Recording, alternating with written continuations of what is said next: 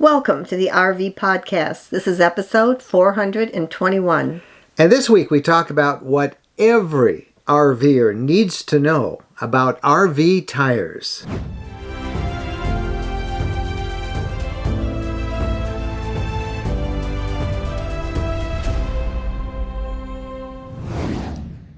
Hello everybody, I'm Mike Wendland, and this is my lifelong traveling companion and my bride, Jennifer. This episode being released on November 9th, 2022, coming to you from Loblolly Ridge. That's the name of our property, the name we gave it, in the middle part of Tennessee, near Linden, Tennessee. We're here for a few days, and we are inside the fifth wheel. It's kind of raining out there. And we should also tell everybody this episode is simulcast across both video on our YouTube channel, through, of course, your favorite podcast app for those of you who want to just listen to it, and also on the RV Lifestyle travel blog, rvlifestyle.com. It's good to be with you again. And this week we want to show you how serious it is, how important it is. It's a topic that every RVer has to be familiar with, and they need to know this information about the condition of their RV tires. Tires are a priority. You can't just drive down the road and say the brand new tires, everything's just going to be great.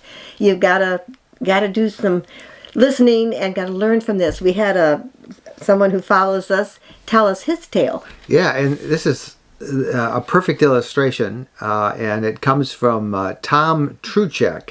And let me read it. He says, looking forward to your podcast on RV tires. This topic is very timely for us.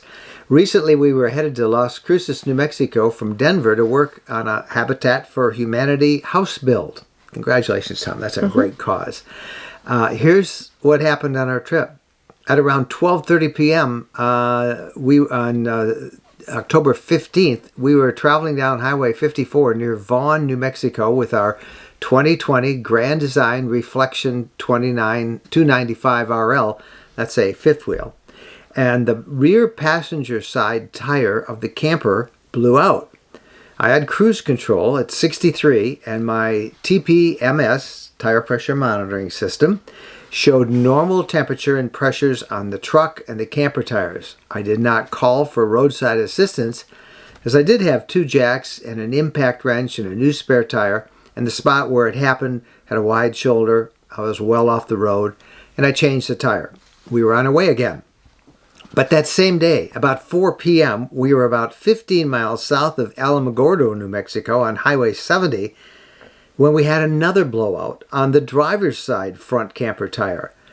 This time, we were not so lucky, as there was not much of a shoulder, and it was on the roadside. I called roadside assistance number, and over the next 2.5 hours, my wife and I talked with 3 different advisors. I explained the whole situation to each of them. Blowout earlier, no current spare. And the last one said they would contact someone and call me back. She did, and said the operator could be out in 30 minutes. I got the phone number of the operator, and after 45 minutes, I called them. They told me they were unable to come out, and they were going to call roadside assistance back and notify them. Didn't know what to do, so I called the sheriff's office and got 3 tow companies' numbers. None of them would help us. At this point, we were in the middle of nowhere, and the sun was going down. I told my wife we were on our own, and so we unhooked the fifth wheel and left it along Highway 70 and went back to Alamogordo to stay in a hotel till morning. At 8 a.m. on the 16th, I was at Walmart, and I told my story of woe to the auto department manager. They were great. They told me they sold me a tire that I could use as a spare, and we went back to the camper and changed the tire, as nothing more was ever heard from roadside assistance. Once at Las Cruces, I had all 4 tires replaced with Goodyear Endurance. I think that's the only RV travel trailer made in America. And I was given terrific service at Discount Tire. These tires that blew had approximately 4,500 miles on them. My unit is stored inside. After doing some research on the Westlake 225 75R15 China bombs, I learned that this is a fairly common problem. The two blowouts ripped off both wheel well fender skirts, tore off the propane line, took out the wiring to all the trailer bikes, and bent up some of the aluminum skirting. I'll be able to do the repairs myself. It cost me about $400, and we were very lucky.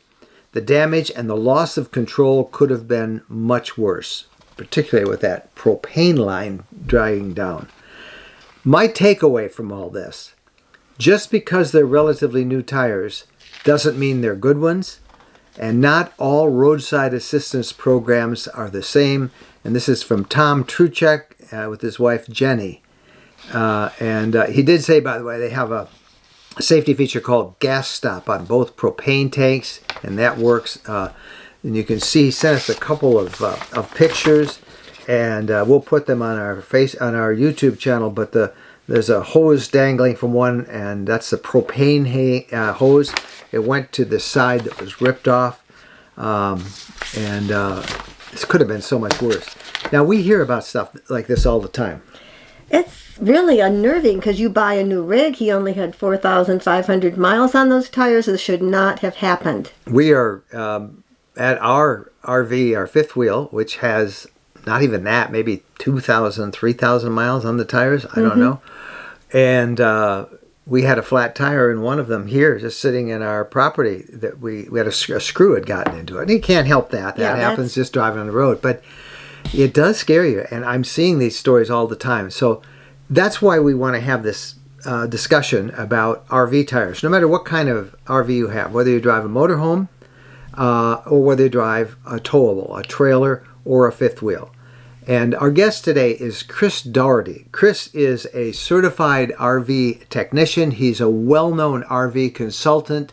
He speaks at seminars and gatherings all across the country on a number of RV maintenance and safety issues. And Chris is an old friend. We see Chris several times a year, usually at some of the big RV shows. And we have thought that he would be the perfect guy to come on the program and help us find out what every RVer needs to know about RV tires. Well, Chris, it is a pleasure to have you on the podcast today. I realized we were last together at Hershey, Pennsylvania a while back at the big RV show, and I said, man, I got to get you on the program. And I am so glad we did. You were very busy that week presenting seminars to RV owners. And I just am delighted to have you be able to share your expertise with our audience today. So good to see you, friend. It's good to see you too, Mike. And it has the fall has gone quickly. It seemed just like it was yesterday that we saw each other at Hershey. But yeah, absolutely. This was my first year doing seminars at the Pennsylvania RV show, which was fantastic.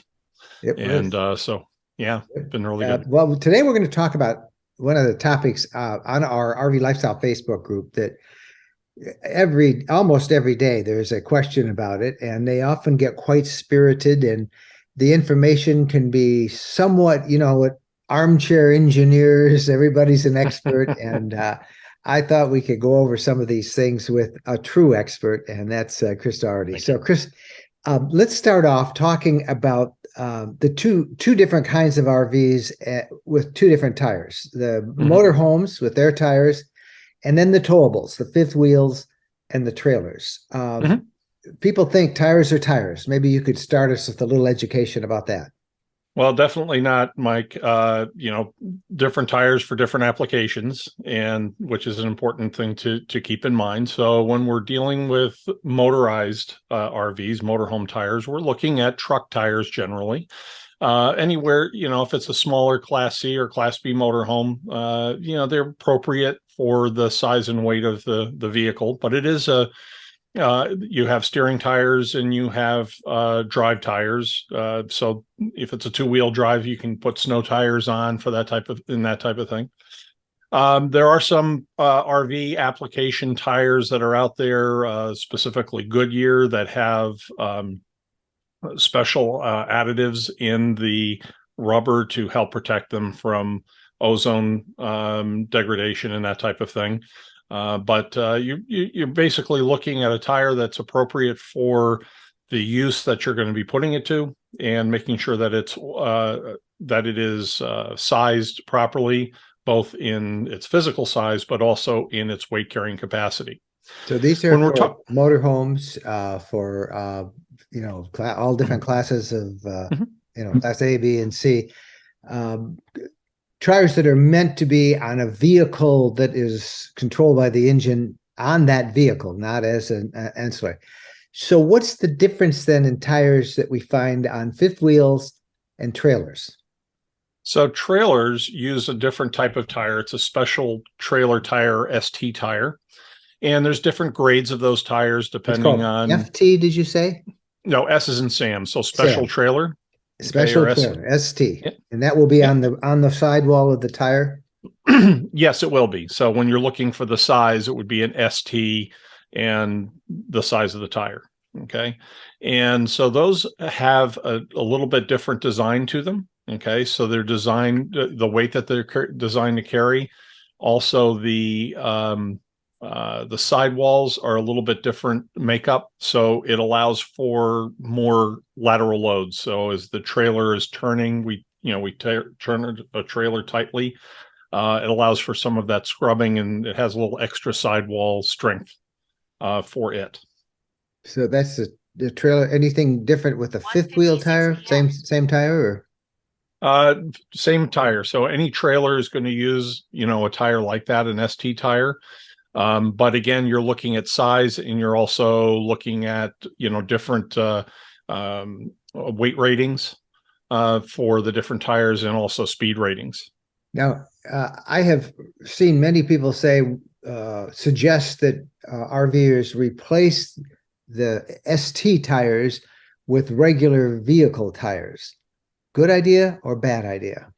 Not generally recommended. And again, it's because of the change in that in the sidewall of the tire. Are there people that do it? Yes, absolutely there are. But you have to make sure that if you're going to change that one, the tires that you're going to put on your trailer wheels are going to be compatible with those wheels. And you also have to be very careful about the load rating for those tires. So is it something people can do? Yes. But if you want to stick with, and really there's no reason not to stick with a good ST tire.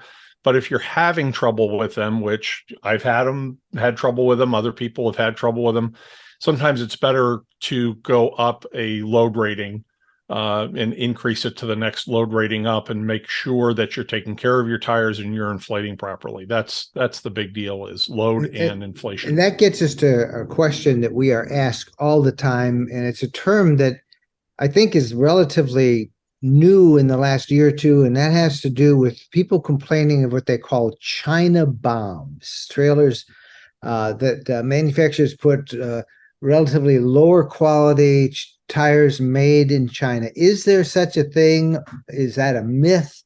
What are we to know about these China bombs, and how do we replace them, or should we? Well, that's a tough question, because I wouldn't sit there and necessarily put an umbrella over them and say, okay, we have China bomb tires. I don't think that that's necessarily appropriate. But like everything else that's made in the world, there are good products and there are cheap products. And so has there been a market out there for cheap tires? Yeah, absolutely.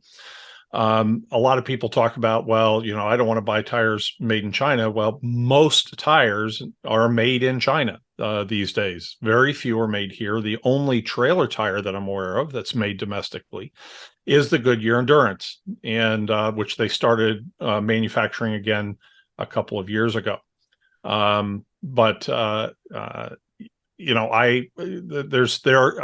changed tires. I've put some different types of tires on my trailer, different brand, and so far so good.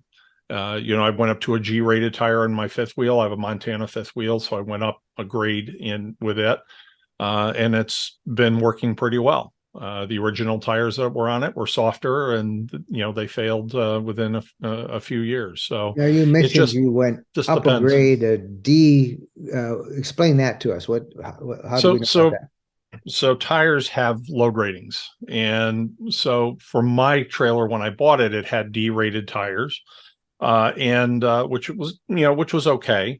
But what I decided to do was go up a step to the G-rated tire. And you can find the tire charts, at the different tire manufacturers to see what the letters represent as far as the actual load rating of the tire. But when I decided to change the tires, I was looking at, I took a good hard look at the wheels to make sure that the size of the wheels and the pressure and weight ratings would match with the new tires that I bought, and they did. And so then I decided to go ahead and upgrade those. And a lot of the trailer manufacturers are offering them. People talk about Salin tires all the time, that they buy the Salins instead, which is still a Chinese tire, but it's more of a commercial type tire. I bought Synergy tires because that's the local tire dealer had that, but it's a similar type of product. But again, in my opinion, what's more important is that you're watching your weight, of the weight on your trailer. And if you can weigh by wheel position, that's fantastic. That's the best way to do it, to make sure you're not overloaded anywhere on the unit. But go to a cat scale if you have to. That's just fine. It will work. It'll get you in the ballpark, and make sure that your tires are inflated properly for the load they're carrying. And that's the most essential part. This is a great question, both for motorhome tires and for trailer tires, what they should be inflated to.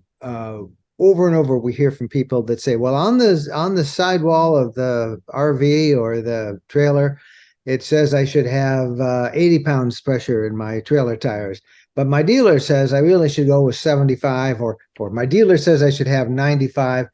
And then, of course, everybody weighs in and has a different opinion. I'm asking you, as somebody whose advice I trust and would take to the bank, what do we use to inflate those tires to? What standard? Okay, if the tires are the same tires as were originally put on the unit, then you can go by the sticker that's on the sidewall of the RV to properly inflate your tires, because they've calculated that out. If you've changed tires, or you're concerned about your weight and you want to make sure that you're absolutely correct, weigh your RV. And then not all, but most tire manufacturers will have on their website a inflation guide, inflation table, which allows you to compare the weight that you have on the tire with the proper inflation for that weight. Yes, some of the Chinese manufacturers don't have those tables, but you can get a general guideline as to what the pressure should be. That said, the most damage you can make with a tire is underinflating it, because when you underinflate a tire for the weight that it's carrying as you're going down the road, the sidewalls flex more, and that flexing, along with the friction on the road, causes them to heat up, and that's what can lead to tire failure. So if you can't find that, then going to the sidewall pressure is the most appropriate. The sidewall pressure is the maximum load the tire can carry at that pressure. That's what will be listed there. Okay. And it may cause a little bit of extra center tread wear when the tire's going down the road. But in the RV space where we are, people's tires age out before they wear out. So we're replacing tires on time more than we are on mileage. So that's a big difference. Give us some ballparks on time versus mileage. When should we consider replacing our tires? So it depends. So there's, as far as time is concerned, that there is some variability there. Goodyear, they have been kind of all over the map with it over the years, and their current thing, which I looked up before I came on with you just to see what they were saying these days, is quote that many RVers replace their tires at the expiration of the tire warranty, which, depending on which Goodyear tire you have, is 4 or 5 years. A lot of advice in the industry is 5 years, and I will say that in my personal experience with trailer tires, that a lot of them don't even last 5 years. So I had a travel trailer that at 3 years I had to change the tires. And I have on my fifth wheel, I had to change them at 5, but it didn't have much mileage on it for the first. It sat a lot for the first period of time, so I don't consider that a good measure of that. There are other manufacturers, the tires that I just bought, the Synergy tires, the manufacturer says that the tires should not be kept after 10 years. And I've heard over the years 7 to 10 years, but I'm seeing more towards 5. And that seems to be Goodyear's thing. So for the average RVer, I guess one of the things, a takeaway from this is a key tool that they should carry is something to inflate those tires, some sort of a tire inflator. Well, you have to monitor the pressure. I mean, you can always go to a gas station or tire store or something to fill up. A lot of places have compressors that are available. I certainly recommend carrying a good quality air compressor with you. And there's some different brands out there, and you've got to make sure that compressor is going to get you to the pressure that you need to get to. But monitoring your tire pressure is probably the most important thing. So tire pressure monitor system is pretty much essential these days. The technology's there. I have a tire pressure monitor system I've had for a long time, and it saved me a lot of damage. One of the things is that on a motorhome, you can have an inside dual tire or something like that goes low, or on a towable, you blow out a tire. You don't even know you did it until, you see pieces flying off down the road and you've done a lot of damage at that point. And I've seen tires do some pretty catastrophic damage to travel trailers and fifth wheels over the years. And so it's not something you want to deal with. And a tire pressure monitor system is going to tell you when that tire goes down, and you'll be able to get off the road before big damage happens. Hey, I'm going to interrupt Chris for just a minute because I want to make sure you caught what he said, that one of the most essential pieces of safety equipment that you can have for an RV, whether you're in a motorhome or a fifth wheel, is this: a tire pressure monitoring system. This is the one that I have for our fifth wheel. It's from TST. It monitors not just the pressure in your tires, but also the temperature. And you can set them so it doesn't go over a certain amount. You can set a low pressure warning, a high pressure warning. It uses little sensors like this, and they basically screw onto the tire stem, and wirelessly it transmits it to this little receiver, which you will mount in the dashboard of your vehicle. I can't recommend this enough. These people are not a sponsor of us at all. This is the system that we have on our Arcadia fifth wheel. I'll put an Amazon link, and we are an affiliate on Amazon, so we get a little bit of whatever you spend. But wherever you get this is what we recommend.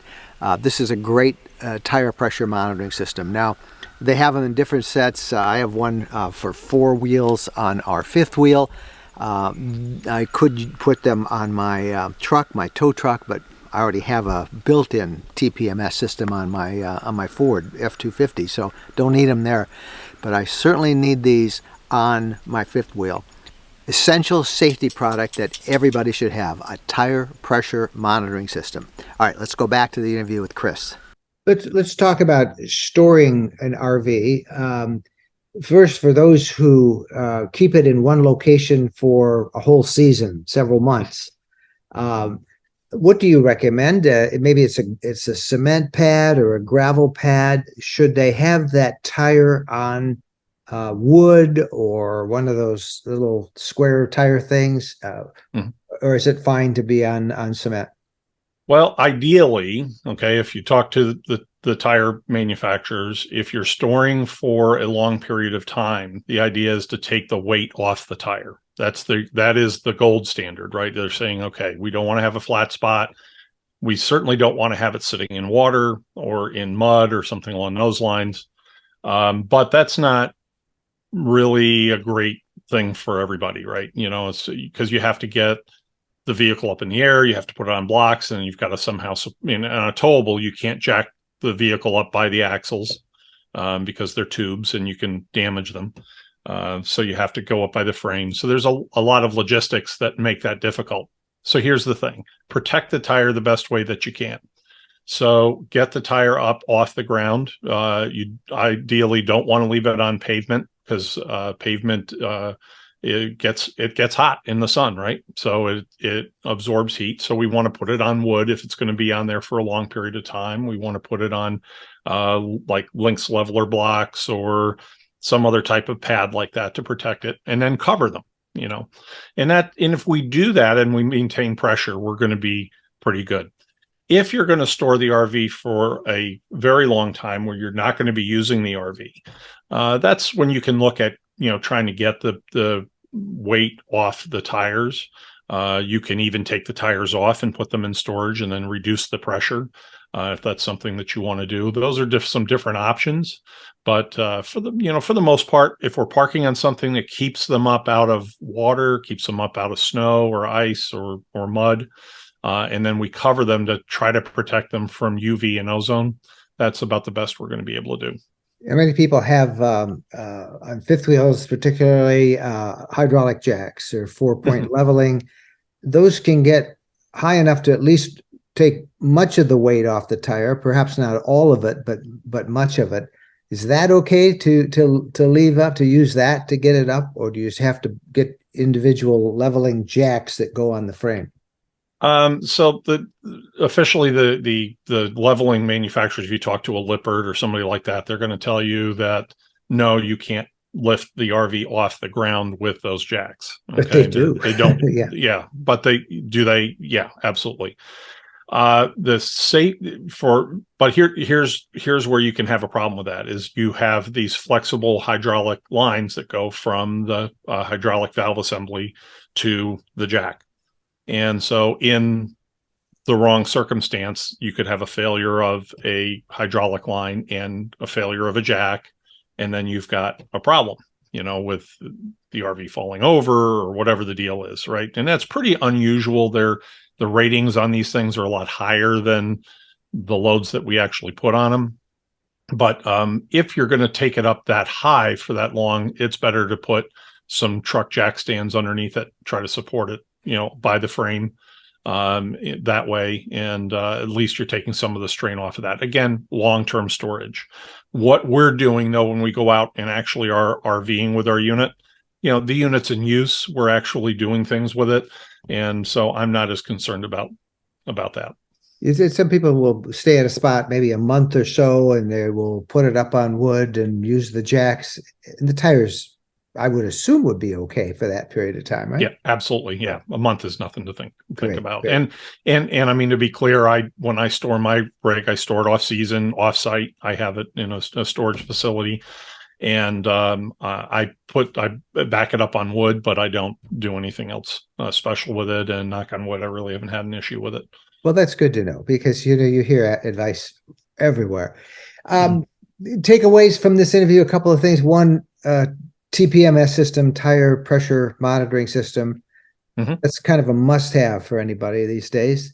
Yeah, many of the motorhomes come with it now built in as part of the engine, the chassis. But for trailers, get a good one and use that. Yes.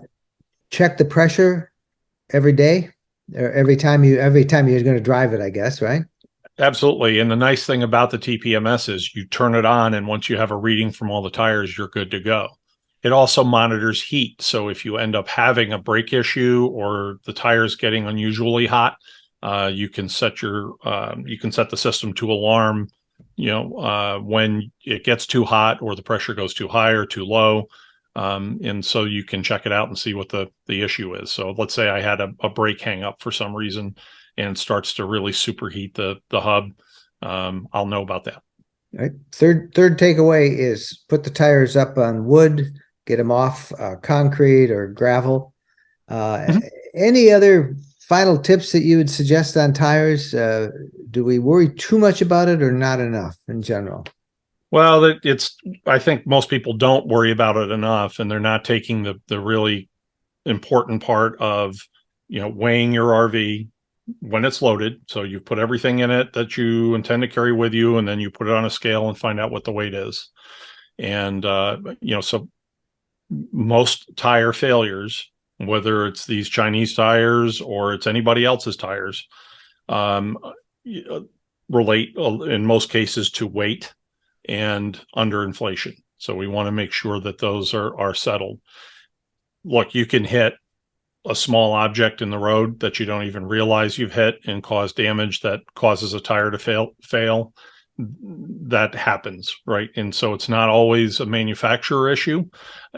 And I'm not making excuses for the poor tire the poor quality tire manufacturers, right? But it isn't always the fault of the brand of the tire or whatever else. It's how we're treating it. Sometimes it's forces beyond our control. So, you see sometimes brand new RVs being transported out of, the plant to their dealership, and, drivers pulled over on the side of the road with a flat tire, on the RV. And that unfortunately just happens sometimes. And it's, sometimes it's because of a tire issue, but usually if there is a manufacturing issue, they investigate that. So if you go back for warranty, for instance, and the tire dealer takes the tire back and puts a new one on, they'll send that for, some investigation. They usually look into that if there's enough of the tire left to try to determine if there was a specific issue, especially if there's a pattern. But sure, because it's in their interest to fix this. They don't. Mm-hmm. I think people always we're so cynical now as a culture and society, and they forget that these manufacturers want to sell these things and they want a good reputation, so they do take it seriously. Chris, I thank you so much for helping us understand tires a little bit. How can people get a hold of you and learn more about Chris Daugherty? So you can come to my website, daughertyrv.com. And so I'm available there, and my email address and everything is there. And if you want to find out more about tire safety, you can go to the RV Safety and Education Foundation at rvsafety.com.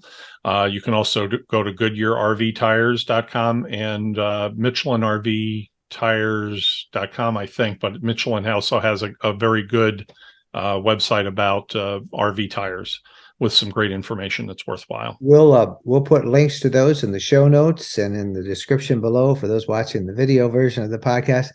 And we'll have you back again. Chris, awesome. You're going to be in Tampa?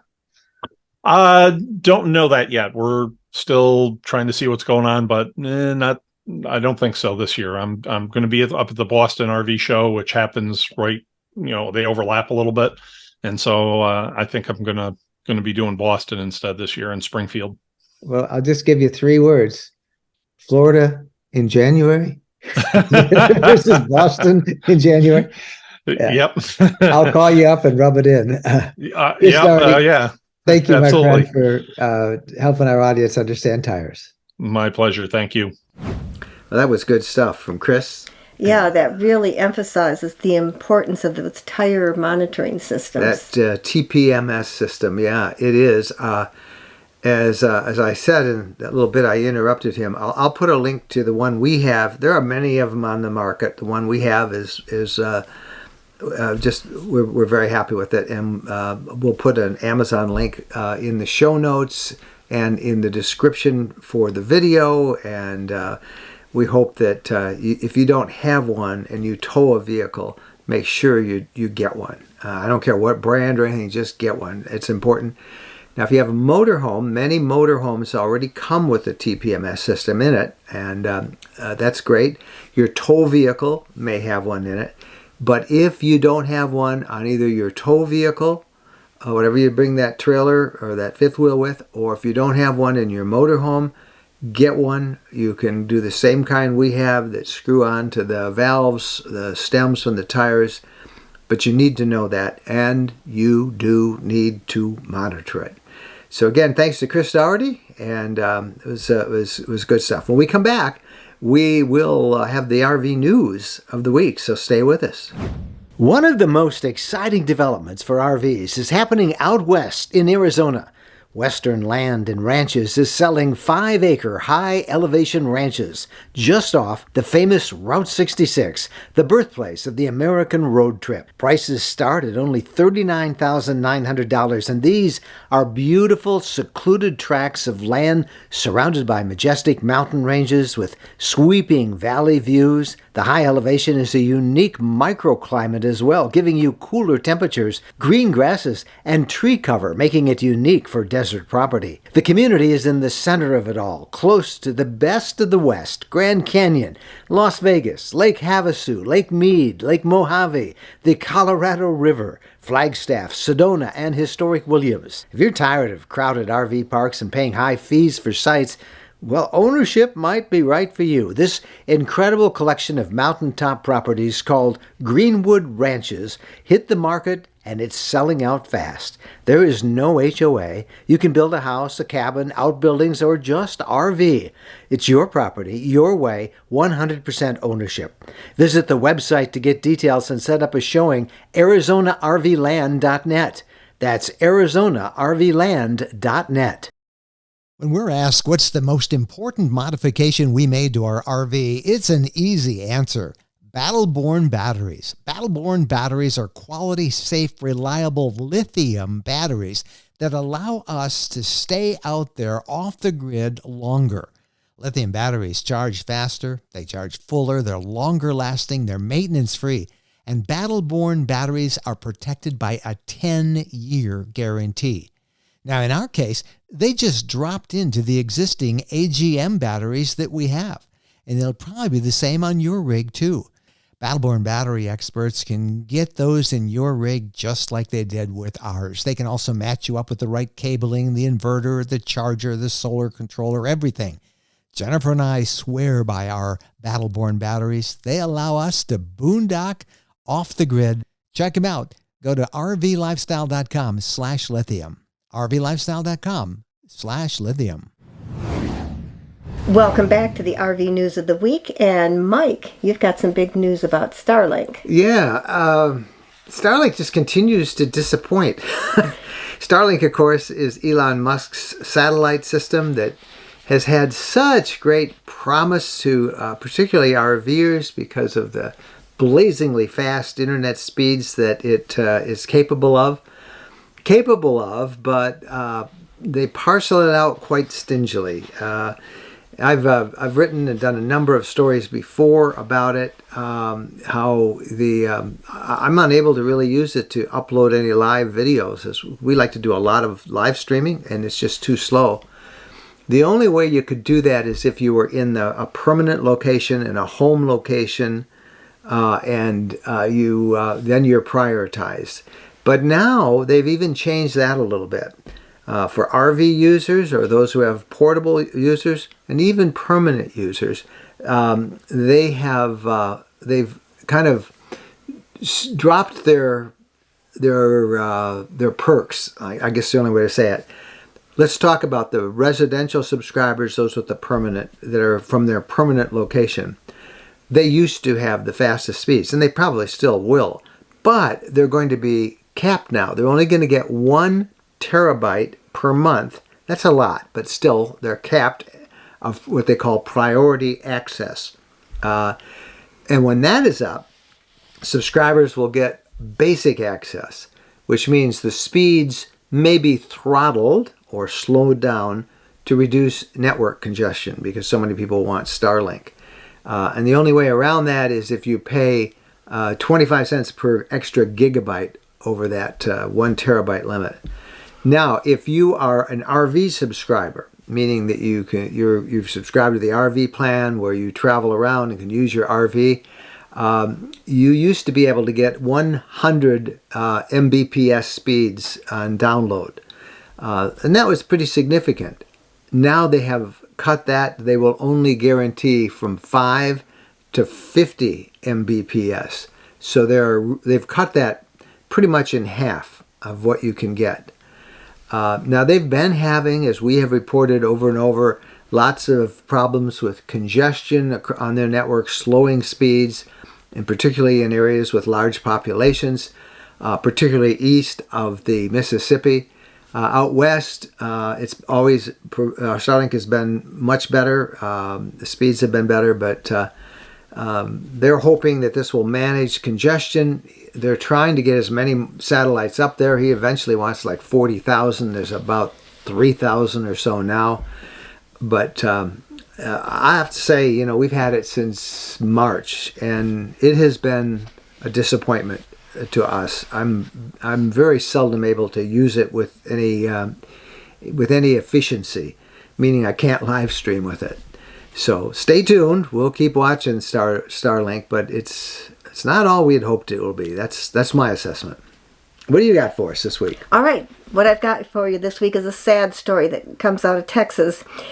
We saw this about a couple who recently bought an RV, and they had planned an RV trip, and someone stole the RV out of their driveway while they were planning for this trip.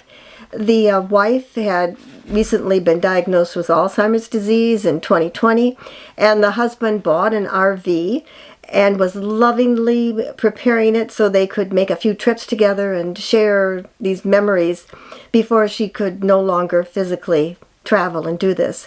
The Plano, Texas couple had been married for 60 years, and the husband had named the RV Joyce's Dream in honor of his wife, and had the name detailed on the side of the rig. They were going to do their first big adventure in about a week, but now those dreams have gone because of this theft. And police are asking for the public's help finding that 29-foot Class C Atlantis RV. And so far, no luck. And it's so a 29-foot Class C Atlantis. And it's got Joyce's Dream written across it. Now, I'm sure thieves may have taken that off. off, but you never know. But let's hope that they get that back and are able to enjoy some more trips So here. then married 60 years, they have to be in their early 80s. I would guess. Yeah. Yeah, I would guess. Yeah. That's a tough story. That's a very sad story. It's a story from Ford Motor Company this week. They've got they've been very popular with RVers with their Transit chassis. When Mercedes was unable to provide a lot of Sprinter chassis, many RVers quickly came up with floor plans and began to build Class Bs and Class Cs on the Ford Transit chassis. Well, Ford has taken note of that, and they've unveiled for 2023 the Ford Transit Trail. And it's a van that's aimed at van lifers, those who are looking for a van that they can build out on their own. It'll be available in the medium to a high roof configuration. They will have drillable areas where you can put in cabinets, a bed, shelves, more. They'll even give you some suggested ideas. Has a higher ride height for ground clearance, for those of you who want to get out and do some boondocking on, maybe not the best roads. And something in particular, it can pull 6,500 pounds. And it's just another indication that this van life movement is still out there, and Ford is is very well aware of how popular the Transit is with RVers. I'm proud of Ford. Yeah. We got one more story for you, Mike. This is a good story, a happy story. If you find yourself camping in Tennessee this Thanksgiving, you may want to stop by 6 of the state's state parks for a Thanksgiving Day feast. Some Tennessee state parks have restaurants, and those restaurants will be serving up a turkey dinner with all the fixings. Reservations are suggested. Prices vary per location, and 4 of the state parks are also having special giveaways for free camping. So Google Tennessee State Parks for more information. That's a great idea. There is, there's a lot of full-timers, who may not be with family and friends, and so they're in a campground, and good for Tennessee. Yes. Yeah, that's our second state here, maybe our third state, but Florida, Michigan, Tennessee. I'm putting Michigan, Tennessee, Florida. Okay, Michigan, Tennessee. Well, that's in that order, north to south. Right. But congratulations, Tessie, and that's awesome. It's time, too, to decorate your RVs. And we should ask people if they have their RVs decorated. Send us a photo. That would be fun. Our email is mikeandjen at rvlifestyle.com. We'd love to get pictures of your RVs decorated up for Christmas and the holidays. So, all right, we're going to take a quick break, and then when we come back, we've got some feedback and your RV questions. So stay with us. Tired of overcrowded campgrounds and competing for reservations, paying high fees for sites? Well, ownership is an emerging trend in RVing that might be right for you. It was for Jen and me. We bought some land just west of Nashville, Tennessee, in an incredible collection of mountaintop RV properties called the Woodlands at Buffalo River. These are 5 to 62 acre properties that allow RVs year-round starting at $79,900, and we loved it. The scenery is breathtaking, and you can own it outright. It's not a timeshare. It's your property, your way. You can landscape, garden, bring your pets, build what you want to. There's high-speed internet, and it's so private. It's a great place to make your home base. No more calling around for reservations, ready whenever you want. And they're selling these properties by appointment, 5 to 62 acres, $79,900. Financing, big discounts available on multi-lot packages. For information, visit myrvland.com. myrvland.com. We always seem to find a way to stop at a Camping World center. There are over 225 Camping World locations across the country, and there's always one close by when we need parts and accessories for our RV or just want to shop. In fact, we have so much fun with Camping World, and as we talk about it as one of our sponsors, they have agreed to offer a 10% discount if you use the coupon code RVLifestyle10 when you buy $99 or more in merchandise. You'll find everything you want, from outdoor furniture and appliances, the ones you see us use in our videos and we talk about here in the podcast. RV extras that include everything from camping chairs to fire pits, electrical accessories, must-have gadgets. Check them all out. And again, don't forget, use the coupon code RVLifestyle10 when you visit campingworld.com. Welcome back, and now it's time for the RV questions of the week, and we've got some feedback. Last week we talked about that burning rubber smell that came from our Sprinter Base Class C motorhome last week. Several readers responded with the answer to our puzzlement, and I'm so glad they responded. We knew we could count on you guys to help us figure this out. Yeah, no, we've had Sprinters before, but we've never had this. We had come back on about a 200-mile trip, and we'd driven hard against some stiff winds. Very windy day, very windy. And when we turned it off, we got home and we turned it off. It was this strong, it was a brand new motorhome, strong, burning rubber smell. And I checked everything, couldn't find it. So I just mentioned it last week. And then we got this note. You want to, this note that came on, I guess we should share it, right? Yeah, we'll share it. It's from Joseph Flack. And let me just read it here. I'll pull it up on my screen. Joe says, and there were several others who wrote about it. We thank all of you. Joe says, the smell is caused by the Sprinter's pollution control system. You don't smell it while you're driving down the road. The proper name for it is the diesel particulate filter, and it's, if you want to look it up, it's on page 118 of the Mercedes manual, in the right-hand column, Joe says. It does what is called an automatic regeneration, which is when the contents of that filter are burned off. He says it smells like rubber. If you stop and it happens to be burning it off at that time. Joe says, we noticed it at the outside on the right side of the door. It takes about 20 minutes at highway speeds for the system to burn off. And you can see how much is in the systems using the left steering wheel side controls. Left side of the steering wheel, top left, is a home button. He tells you how to press that. Then use that button to the right to scroll left. Click on service, then scroll down to the particulate filter, and right below the oil level, it'll tell you how full that bag is. And here's the thing, when it gets to 95%, it automatically will burn it all off. And if you're driving at highway speeds, no problem, you don't even smell it. But if it happens to be burning it off when you stop, as what happened with us, then you notice it. He says, just ignore the smell. It won't happen again until it reaches 95%. So that was a big relief. Oh, that was we can't begin to say how we appreciate that answer, because we were a bit reluctant to drive it any place until we figured out what that smell was, because we've never experienced that before. It came right before we were taking a trip. We've been on the road now for five weeks, I think, and it came right before we were leaving for that, and we just didn't have time to get it checked out. So. Right. Anyway, we know what that was. It was the diesel particulate filter, and nothing to worry about. And I'm glad it burned off all that junk. All right, questions of the week. Another question. When storing our RV for the winter, should the slides be in or out? Oh, man. Who's that from? That's from Robert. Robert. Well, Robert, you're going to get people who will answer you both ways. But it just makes sense to store it with the slides in. There's a rubber seal around all the slides, and usually it's very good. But for example, if you want to run your Starlink cable inside to hook up your router, you can peel that thing back and just push your cable right in and pull it in that way. So it's not as sealed as the whole RV is when it's all pushed in, the slides.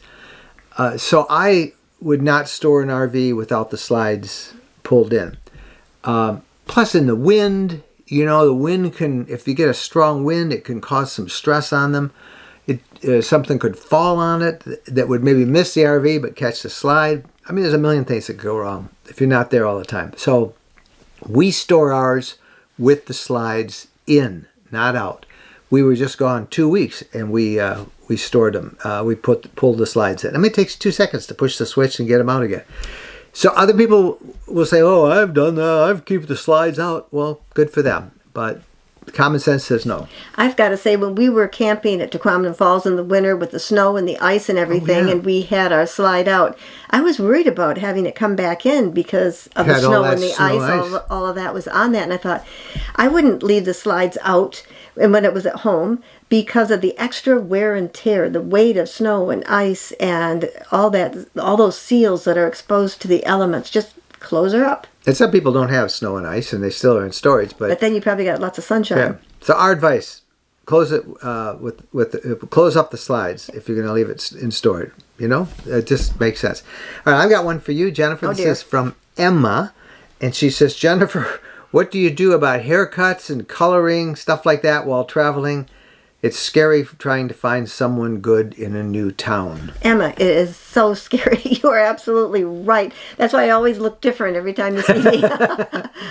What I have been known to do is if I'm in a store or a restaurant, usually a store is pretty comfortable, and if I like the way somebody's hair looks that's working at that store, like last time I did that, it was a cashier at a store. I asked her where she got her hair done, and so I wrote that name down. I haven't gone to that person yet, but I wrote that name down. So you got to look around and look for somebody who you like the way their hair looks, because women are so open and sharing, and we don't care, that we're happy to share. I can honestly say I've never asked anybody where you get your hair done. I mean, you would like them to shave your head. Then that would be happiness to you. Well, it'd be easy to maintain, right? But of course, now I could shave my head and I'd be like one of the kids. Yeah. If I shaved like half of it or 2/3 of it and then just left some up on the top and made it green or red or something. Yeah, I got neon green, neon red. Yeah, there you go. There. All right. Hey, those are your questions, your comment, your feedback. I want to thank Chris Daugherty for helping us understand RV tires. Please make sure you have a tire pressure monitoring system. Pay attention to your tires. We've got a really fun show coming up next podcast. We're going to interview the 100-year-old RVer. An RVer who is 100 years, he was actually 100 years and 4 weeks when we did the interview the other day, and you'll meet him on the podcast next week. Meantime, send us your comments, your questions, your feedback, your tips. Our email address is mikeandjen@rvlifestyle.com. Till next week, we want to thank you for watching, and we'll see you down the road. Happy trails.